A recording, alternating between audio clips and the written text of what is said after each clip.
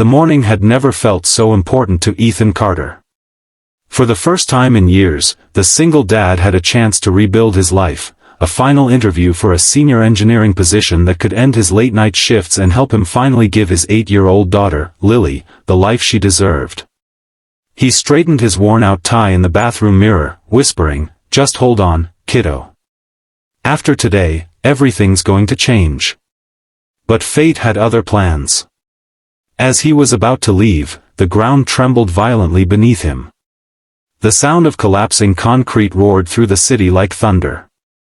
The earthquake hit hard, sending people running, screaming, clutching whatever they could. Ethan rushed outside, heart pounding, phone in hand, ready to call his daughter's school.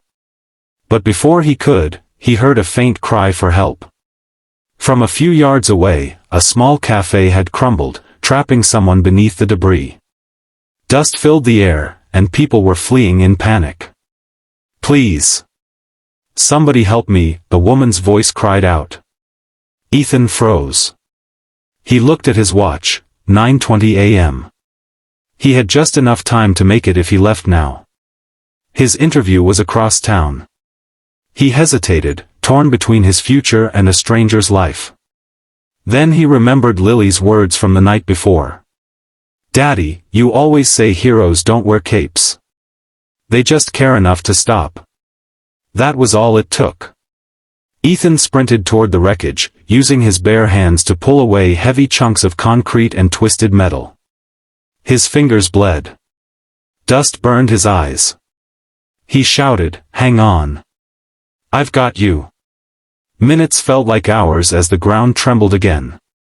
He found her, a young woman in her late 20s, pinned under a beam. Her voice was weak but steady. "You should go. It's too dangerous." He grunted, forcing the beam aside. "Not a chance." Finally, with one last push, he freed her and dragged her out just before another wall gave way. She coughed, gasping for air. "You saved my life." Ethan smiled faintly, brushing the dust from his face. "Just glad you're okay." Then his phone buzzed. The call from the company. He glanced at it, too late. He'd missed the interview. Hours later, at the emergency shelter, Lily ran into his arms, crying. "Daddy, I saw it on TV. You're a hero." He smiled wearily. "I'm just a dad who got lucky." As they sat on the cot, a woman approached, the same one he'd rescued. Her arm was bandaged, but her smile was radiant. "I never got your name," she said softly. "Ethan," he replied. "And this little one's Lily." She knelt, meeting Lily's curious gaze. "Hi, Lily. Your dad's pretty amazing." Then she turned to Ethan.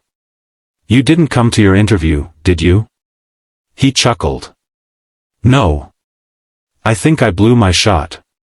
The woman hesitated, then said, "Actually, you didn't." Ethan frowned. "What do you mean?" She extended her hand. "I'm Claire Matthews, CEO of the company you were supposed to interview with." Ethan froze. Claire smiled war.